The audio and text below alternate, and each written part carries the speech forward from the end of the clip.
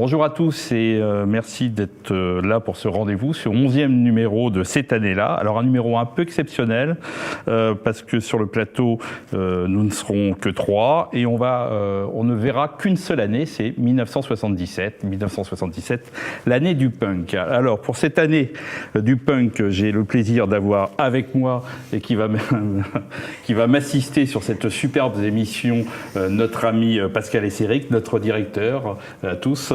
Bonjour Pascal. Bonjour. Et pourquoi 77 ? Parce qu'en 77, voilà ce qui sort. Il n'y a pas eu que les Sex Pistols, il y a eu ce livre, le livre le plus punk de l'année, c'est Vue de droite. Et on a le plaisir, et oui, on a le plaisir et l'exclusivité d'avoir son auteur avec nous, Alain de Benoît. Bonjour. Bonjour. Alors, ma première question, elle va être simple. Alain, ce livre sort en 77, moi j'ai une édition de 79. Donc en 77, j'ai plutôt acheté le disque des Sex Pistols. J'ai la 5e édition, elle date de 79, et quand j'ouvre ce livre, dans la liste des livres que vous avez écrits, devait paraître le livre d'or des solstices et le livre d'or des chansons en collection à paraître. Donc j'ai essayé de chercher, je ne les ai pas trouvés ces livres. Vous ne les avez pas faits. Alors en fait, ce sont des livres qui se sont mués en projet collectif et puis qui n'ont jamais abouti. Cela dit, si on faisait la liste de tous les livres que j'ai voulu écrire à un moment ou l'autre, il y en aurait quand même quelques dizaines. Bon, heureusement, il y en a d'autres que j'ai écrits. Mais par contre, vous avez toutes les archives pour les sortir si vous voulez. Hein ? Les solstices et les chansons, vous avez tout pour les sortir. Ah oui, ça c'est dans mes archives. Alors, plus sérieusement, c'est un recueil de textes qui principalement a été écrit à l'époque dans Valeurs Actuelles et Spectacles du Monde. À l'époque, vous étiez complètement libre de vos sujets ou on vous imposait une ligne directrice sur le plan des idées ? J'ai collaboré à l'hebdomadaire Valeurs Actuelles à partir de 1969, ce qui nous ramène vraiment à la préhistoire. Et on m'a attribué, enfin à ma demande, une chronique consacrée aux livres d'idées. Et chaque semaine ou tous les 15 jours, je proposais quelque chose. En général, je choisissais les sujets. Maintenant, il est arrivé qu'on me disait « Tiens, tu ne veux pas traiter tel bouquin qui vient de paraître ?» Bon, si ça m'intéressait, je disais oui. Bon. Alors, le livre est effectivement un recueil de textes portant sur des essais, portant sur des auteurs, qui sont parus pour la plupart, pas exclusivement, mais pour la plupart dans Valeurs Actuelles, quelques-uns aussi dans Spectacles du Monde, jusqu'en 76-77. Le livre est sorti, c'était effectivement pas cette édition. Il est sorti en 77, c'était un gros livre cartonné. Il y a eu après, comme le livre a très bien marché, il y a eu 5 éditions. C'est la 5e. Hein. Voilà, il y a eu 5 éditions successives brochées. Et puis beaucoup plus tard, en 2001, le livre a été réédité sous une nouvelle forme aux éditions du Labyrinthe, je crois, avec une préface complètement inédite. Voilà. Alors, ce livre, il commence, bien sûr, maintenant les gens commencent à vous connaître par les Indo-Européens. Et là, pareil, à l'époque, c'est un peu un désert scientifique en France. À part Georges Dumézil, vous l'expliquez, très peu d'ouvrages en français. Vous écriviez même que dans les pays de l'Est, le sujet était plus florissant. Vous avez été peut-être l'un des premiers intellectuels à faire venir la science dans vos écrits. Sujet, beaucoup d'anglo-saxons disaient que les Français étaient incapables de parler de science. Vous êtes l'un des premiers à parler de tous ces sujets-là.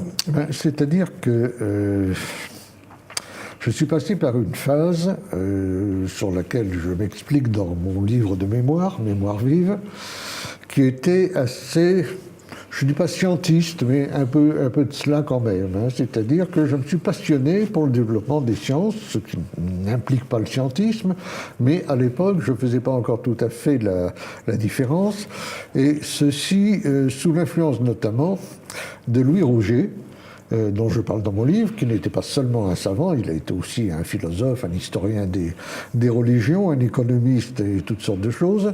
Et un diplomate. Mais ses premiers livres, c'était sur la physique, sur la logique. Il faisait partie de ce cercle qu'on appelle le cercle de Vienne, parce qu'il était basé en Autriche, et qui était une école qu'on appelait l'empirisme logique. Bon, je ne veux pas rentrer dans trop de détails abstraits, mais ça m'avait lancé un peu sur cette voie-là, dont je me suis par ailleurs, par la suite, un peu dessaisi. Non pas que j'ai cessé de m'intéresser à la science, mais j'ai rompu avec une certaine forme de positivisme. Alors, sur les Indo-Européens, oui. effectivement, il n'y avait pas grand-chose. Bon, il n'y avait pas grand-chose, il y avait quand même Dumézil, hein, Il y avait qui n'était pas, qui était quand même un véritable monument. Il y avait des linguistes comme Émile Benveniste. Puis, dans le passé, il y avait eu en France d'autres choses, mais c'est vrai que les Indo-Européens, on n'en parlait pas beaucoup, et alors que les études indo-européennes allaient reprendre de l'ampleur à partir des années 60-70, jusqu'à la floraison à laquelle on assiste aujourd'hui, notamment en Angleterre, aux États-Unis, en Allemagne, mais aussi en Italie, en Espagne. Alors, c'est Guy Hockenheim qui, en 79, dans Libération, il donnait sa définition de la nouvelle droite, je le cite. La nouvelle droite, c'est de l'audace, toujours de l'audace, et ceci à partir de 3 axes. La biologie, l'éthologie contemporaine et une esthétique nietzschéenne, et une solide culture en matière de logique. Le problème avec la nouvelle droite, c'est qu'elle utilise des auteurs fondamentaux refusés ou refoulés par la tradition étroite de la gauche française. Est-ce que ces 3 axes correspondent à ce que vous vouliez faire dans votre droite? Bon, en fait, des auteurs qu'on ne parle pas. Oui, c'est un peu réducteur quand même. Je pense que c'est un peu réducteur, mais ça contient une part de vérité sur cette école de pensée au moment où Taguieff écrit. École de pensée à propos de laquelle il faut tout de suite préciser que personne ne l'appelait encore Nouvelle Droite. Hein. Non. Nouvelle Droite, ça apparaît dans les médias en 1979. Ce n'est pas une autodésignation, c'est une appellation attribuée, mais au moment où paraît vue de droite, ce n'est pas du tout apparu. Le terme de vue de droite, un petit détail. D'abord, moi je ne suis jamais très bon pour trouver un titre pour les livres, et donner un titre à un livre qui parle d'un peu tout, c'est toujours très difficile. Et il se trouve que nous avions, je dis nous avions parce qu'il est malheureusement décédé aujourd'hui, un excellent ami en Allemagne d'origine suisse qui était le journaliste et écrivain Armin Mohler. Et Armin Mohler, à qui on doit notamment l'introduction dans l'historiographie contemporaine de l'étude de la révolution conservatrice allemande, avait lui-même publié en Allemagne un livre qui s'appelait Aus Rechts gesehen, c'est-à-dire vue de droite. Et je lui ai dit, Armin, est-ce que ça te gêne si j'emploie le titre au cas où ton livre serait traduit? Il m'a dit non, il ne sera jamais traduit, tu peux y aller. Donc j'ai pris le titre comme ça. Deuxièmement, toujours à côté, à propos plutôt là, il faut que je reprenne. Le titre, ça ne va pas être long, c'est 3 lignes à peine, 3-4 lignes. Dans l'introduction, je m'expliquais sur le titre. Les 2 premiers mots de l'introduction, c'est de droite. Point d'interrogation, voir. Hein, voir. Et j'écrivais, personnellement, la question de savoir si je suis ou non de droite m'indiffère complètement. Pour l'heure, les idées que défend cet ouvrage sont à droite, elles ne sont pas nécessairement de droite. Je peux même très bien imaginer des situations où elles pourraient être à gauche. Ce ne sont pas les idées qui auraient changé, mais le paysage politique qui aurait évolué. Finalement, honnêtement, c'était pas si mal vu, parce que les choses ont effectivement évolué. Et il m'arrive parfois de tomber sur des gens à qui je critique telle ou telle forme de droite et qui me disent « Ah, mais vous avez quand même publié un livre qui s'appelle « Vue de droite ». Je dis « Oui, lisez le premier paragraphe ». Oui, donc dès le départ, vous saviez que c'était un piège. Alors, on va revenir un peu sur un certain nombre d'intellectuels que vous citez dans ce livre, mais pour changer un peu, on va parler de ceux qui sont peut-être un peu moins connus ou peut-être oubliés aujourd'hui. pour les jeunes générations. Alors le premier que j'ai choisi, c'est Robert Ardrey. C'est un écrivain, auteur dramatique, scénariste, paléanthropologue américain. Il va marquer les années 60-70 par son fameux livre African Genesis, qui va inspirer le fameux scénario du célèbre 2001, l'Odyssée de l'espace. C'est quelqu'un qui, dans les années 70, est quelqu'un d'important. Il est un peu oublié, et je rajoute, petit détail, il est aussi au comité de patronage de Nouvelle École. J'ai l'impression qu'il est un peu oublié aujourd'hui. Alors, quand on parle des auteurs inconnus, oubliés, méconnus, il faut faire une distinction. Il y a ceux qui, à l'époque où je publiais ce livre, étaient en fait super connus, et depuis sont tombés dans un oubli relatif. Et puis il y a ceux qui, au moment où j'écrivais le livre, n'étaient pas encore connus, ouais. Ou ne l'ont pas été pour toute une série de raisons, il faudrait voir évidemment au cas par cas. Robert Ardrey, lui, était effectivement très très connu. Nous l'avions fait parler à Paris dans un de nos colloques. Ça n'était pas un scientifique professionnel, mais c'était quelqu'un qui, à partir d'un certain moment, un peu comme Arthur Koestler d'ailleurs, a été passionné par différents domaines scientifiques, et en particulier la paléoanthropologie qui explosait à l'époque avec toutes les théories sur les origines de l'homme, sur le caractère des premières sociétés primitives ou traditionnelles. Et Ardrey avait fait un peu scandale parce qu'il avait dit, vous savez, les premiers hommes, c'était tout autre chose que le paradis terrestre, le contrat social. Ce sont des chasseurs, ce sont des tueurs. Hein. Et ce sont des tueurs qui tuent pour défendre leur territoire. Alors bon, on avait dit, c'est un peu sulfureux. Aujourd'hui, ça fera encore plus scandale, alors que c'est reconnu, bien entendu, par tout le monde.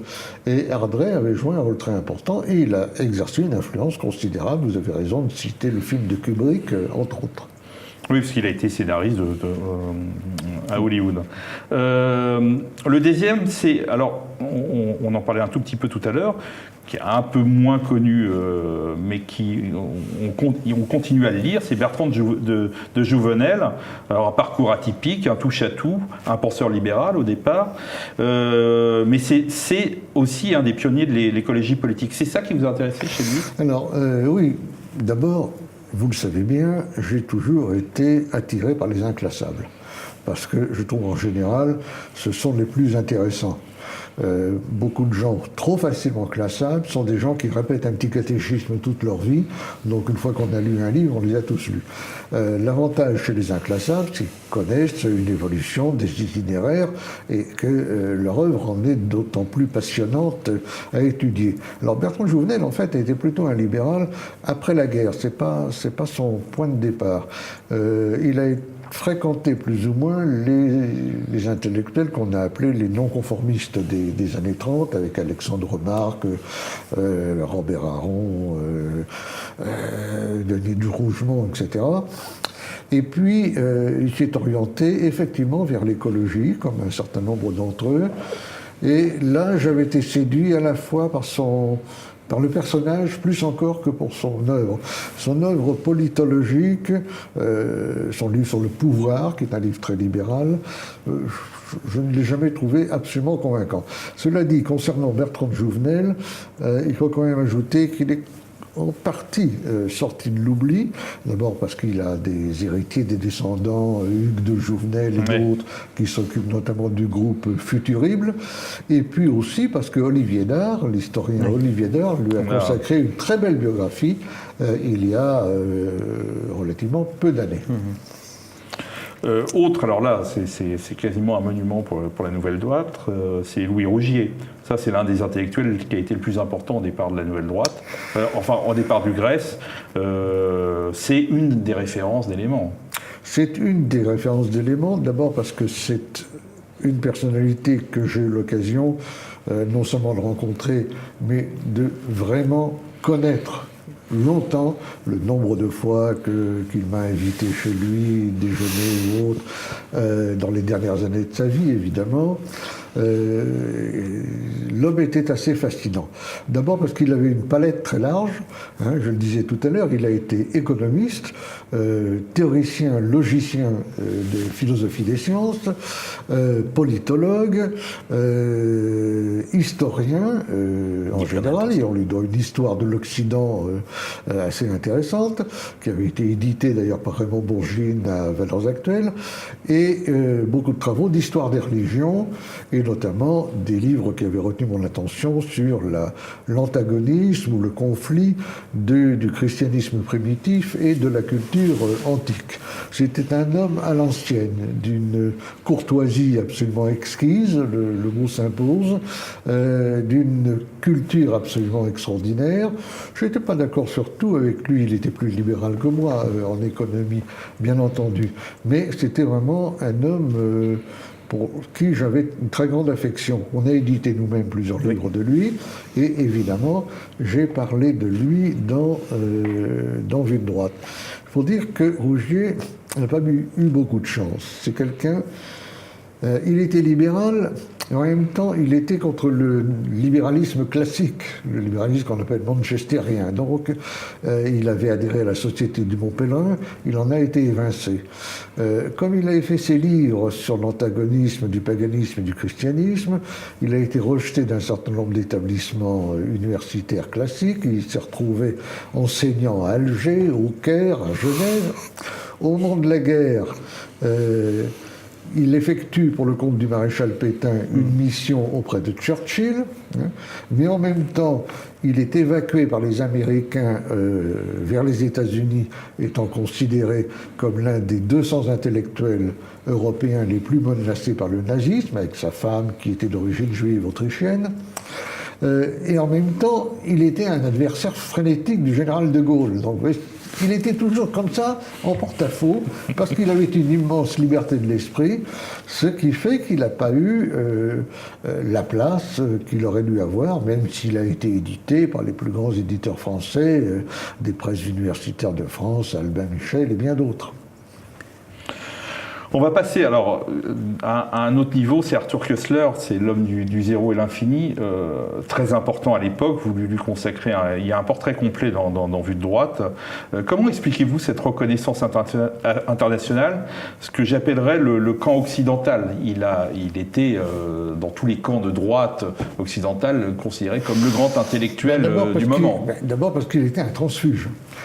Oui, c'est un ancien communiste. Il ne faut pas oublier que Koestler a été non seulement un ancien communiste, mais un agent du Comintern, un baroudeur, un homme de secret, un homme du souterrain, comme aurait dit Raymond Amoulio, engagé frénétiquement dans le mouvement sioniste, par rapport auquel il a pris ensuite ses distances, et qui, comme beaucoup d'autres, a basculé devant la réalité du stalinisme, et après la guerre, évidemment, a écrit des livres qui ont été considérés à la façon de ceux de Raymond Aron, de quelques autres, comme quelques grandes balises qui résistaient au flot pro-soviétique de l'époque dans le climat de la guerre froide. Et puis à un moment, Arthur Koestler, qui était polyglotte, très drôle, moi je suis allé le voir à Londres où il vivait avec sa femme et un petit chien très, très amusant, un petit bulldog qui venait mordiller les chevilles des personnes qu'il recevait.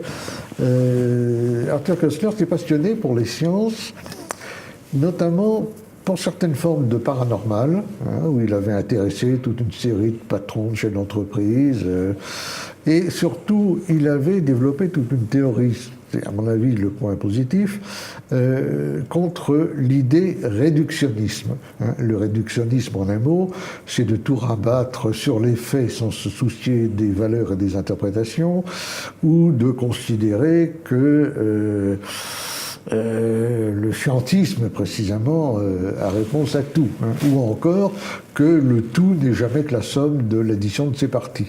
Et Koestler avait plus état de choses là-dessus. Il y a eu un cahier de l'Erne en France consacré à Arthur Koestler, qui avait été dirigé par notre ami Pierre Doberitsen, et auquel j'avais collaboré dans les années 70, donc j'ai rendu hommage à Koestler. Mais bon, juste un petit mot quand même pour dire que dans ce livre, je rends évidemment hommage à un certain nombre de gens venus d'horizons très différents, pas pour le plaisir de leur donner des coups de chapeau, mais pour montrer que chacun d'entre eux peut apporter une conception générale du monde. C'est la raison pour laquelle le livre, je crois, a eu autant de succès. En même temps, j'étais à ce moment-là à une étape de mon itinéraire intellectuel et j'ai traité, parce qu'il n'y a pas que ceux auxquels je rends hommage, il y a ceux que j'accuse, que je mets en accusation, et je dois dire que je pense avoir été assez injuste pour quelques-uns d'entre eux. Que ce soit Garaudy, que ce soit Marcuse même, et même à la limite Marx et Freud, à qui on peut reprocher beaucoup de choses, mais qui ont aussi fait des apports intéressants. J'étais peut-être un peu unilatéral là-dedans pour les reprendre tous ces auteurs. Cela dit, comme d'habitude, je ne renie absolument rien de ce que j'ai écrit, simplement il faut restituer tout ça dans son contexte. Alors, on a parlé de gens qu'aujourd'hui on avait un peu oubliés, mais pour moi, il y a un fait marquant, surtout par rapport à la date. Il y a deux absents, je trouve, dans ce livre. Le premier, et à l'époque, il est encensé par tout le monde, c'est Solzhenitsyn. Vous en parlez quasiment pas. Est-ce que c'est dû à sa position qu'il était devenu la coqueluche de ce qui allait devenir les nouveaux philosophes, ou Non, pas du tout. Je crois qu'il y a deux choses, pour autant que je puisse reconstituer. Parce que la question est intéressante. J'ai l'impression... à quelle date paraissent les premiers grands livres de Solzhenitsyn en France? Là, ça doit être 74, 75, quelque chose comme ça. Oui, je ne sais pas. Je crois qu'en 77, Solzhenitsyn est déjà aux États-Unis. Hein. Je pense... D'abord, est-ce que je n'ai pas fait dedans un article sur son discours de Harvard? Peut-être pas, je ne sais pas. Je crois qu'il y a que deux références. J'ai écrit, ou est-ce que c'est paru, je ne sais plus, un grand article. Ah ben c'était dans le Figaro Magazine, ça me revient. J'ai fait 4 pages du Figaro Magazine sur Solzhenitsyn et son fameux discours de Harvard. Alors à valeurs actuelles, je pense, parce que c'est une chose qui arrivait aussi, que ça avait fait beaucoup de bruit et que ça avait été traité soit dans la partie politique, soit ailleurs. Et évidemment, quand on fait une critique de livres, on n'est pas le seul critique. Hein. Et il y a des livres qu'on aurait voulu traiter, puis ça a été traité par tel ami qui est là, ou tel confrère, et puis on dit, bon, ben, t'en as parlé, j'en parlerai pas. Donc il y a des vides comme ça qui s'expliquent pour des raisons aussi banales. Hein. Alors bon, vous êtes excusé pour Solzhenitsyn, vous en êtes bien sorti, mais il y en a un, celui-là, vous ne pouvez pas y échapper, c'est Heidegger.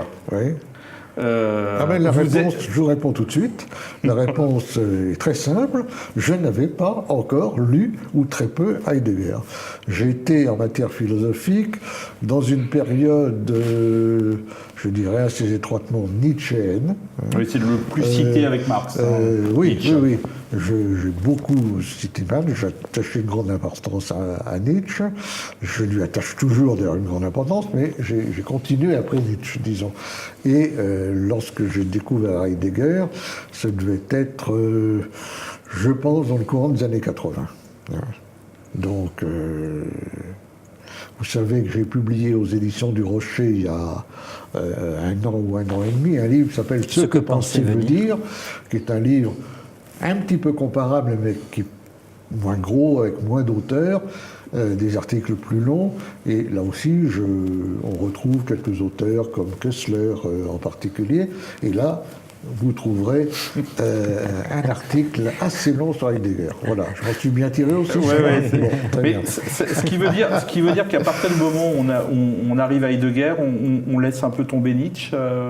Non, mais on le dépasse. Heidegger fait une critique de Nietzsche. Et j'adhère assez à cette critique qui porte sur la volonté de puissance en particulier, la façon dont Nietzsche ne sort pas du domaine de la valeur, c'est-à-dire qu'il oppose des valeurs de vie à des valeurs platoniciennes ou chrétiennes, pour faire bref, mais il reste dans le domaine de la valeur. Heidegger propose de sortir du domaine de la valeur grâce à une nouvelle forme d'ontologie, mais on ne va pas se lancer dans des abstractions qui ennuient tout le monde au micro de TV Liberté. Donc, je n'ai pas du tout oublié Nietzsche, simplement je suis allé un peu plus loin. Vous avez refait, on l'a dit, il a été réédité, etc. Est-ce que vous auriez eu envie de rajouter un chapitre ou d'en enlever un? Oui, il y en a un ou deux où, franchement, je trouve que ma pensée a terriblement... Il faudrait que je regarde un peu la table des matières. Il y a sans doute...